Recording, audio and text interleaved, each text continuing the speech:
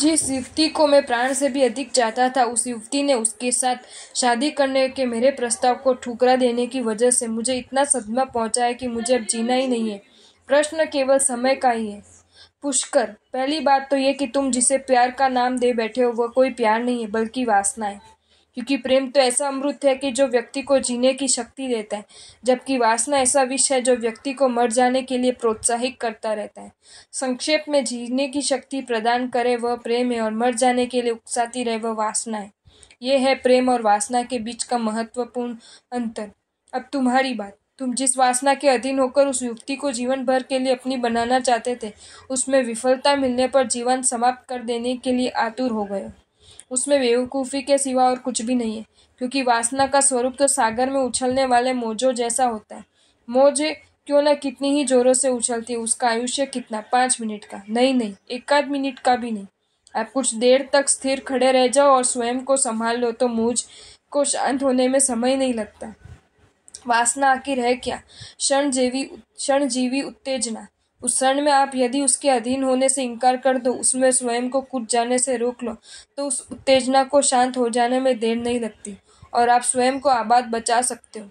पुष्कर, उम्र से परिपक्व बन चुके तुम समझ के क्षेत्र में इतने अपरिपक्व होगे ये तो मैंने सोचा भी न था। वरना एक व्यक्ति के प्रति मन का आकर्षण अपेक्षा पूर्ति करने में सफल न हो पाता हो। केवल इससे संपूर्ण जीवन ही की आहुति देने के लिए तत्पर बन जाने में अपरिपक्वता के अलावा और कौन सी चीज कारण हो सकती है? एक बात तुम्हें कहूँ, हमारे जीवन के इतिहास में कटु अथवा दुखद भूतकाल एकाध प्रकरण का स्थान अवश्य प्राप्त कर सकते हैं, परंतु संपूर्ण इतिहास का स्थान तो वह ले ही कैसे सकते हैं। उपन्यास लिखने वाले किसी लेखक से तुम मिल लेना, उसका एकाध प्रकरण शायद कमजोर लिखा भी गया होगा, तो भी उसने पूरा उपन्यास लिखना मुलतवी नहीं कर दिया होगा। अरे आगे के प्रकरण उसने ऐसे जानदार लिख दिए होंगे कि उस कमजोर प्रकरण के आलेखन का उसके मन में कोई रंज भी नहीं रहा होगा। मुझे तुमसे यही कहना है कि कुबुल, उस व्यक्ति के प्रति तुम्हारे मन का आकर्षण केवल वासना केंद्रित ही नहीं था, कदाचित प्रेम केंद्रित भी था। उस युवती का स्थान तुम्हारे मन में गन्ने का नहीं था, बल्कि मकान का था, और उसके बावजूद अब जब उसने तुम्हारी जीवन संगाथिनी बनने से साफ इनकार ही कर दिया है, तब तुम उस वास्तविकता को तुम्हारे जीवन के इतिहास में एक प्रकरण का स्थान दे देकर जीवन इतिहास के नए प्रकरण जो तुम्हें लिखने हैं वे सुंदर लिखते जाओ। और मुझे यदि तुम पूछते हो तो मैं तो वहां तक कहूंगा कि हमारा जीवन वह कोई निरंतर उपन्यास जैसा नहीं है, किंतु कहानी जैसा है। आगे के प्रकरणों का पीछे के प्रकरण के साथ संबंध हो ही वह यदि उपन्यास है, तो प्रत्येक प्रकरण संपूर्ण रूप से स्वतंत्र ही हो, वह कहानी है।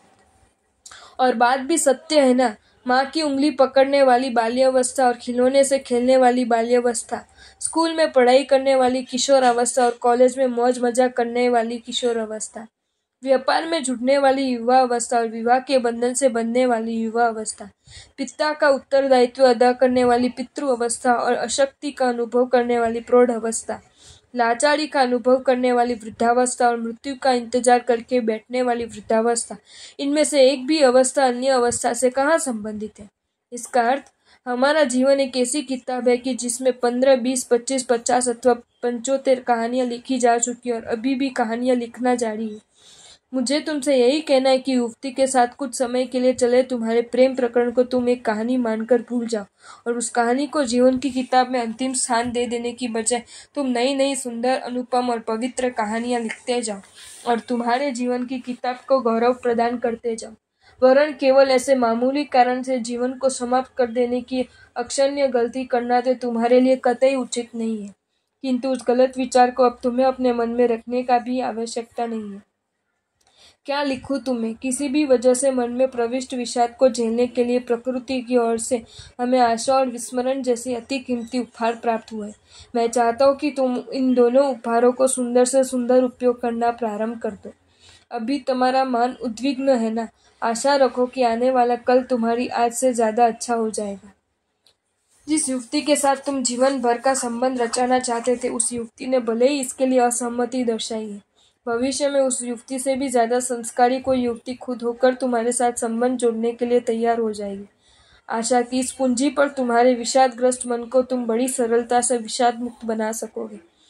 दूसरी पूंजी है विस्मरण की। उसे भी तुम अपनी इस मनःस्थिति में काम पर लगा दो। रास्ते से गुजरते वक्त दिखाई देने वाले कूड़े को हम भले भूल ही जाते हैं ना। स्कूल में पढ़ते वक्त एक आधी कक्षा की परीक्षा में अनुत्तीर्ण होने वाला विद्यार्थी उस प्रसंग को भूल ही जाता है ना।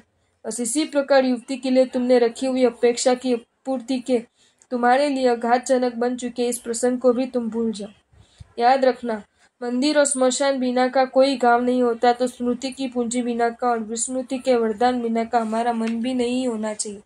सदाबहार प्रसन्नता का रहस्य इसी में निहित है। अगर आपको ये वीडियो अच्छा लगा हो तो इस वीडियो को लाइक करें और मेरी channel Jain facts and stories को सब्सक्राइब करें। धन्यवाद।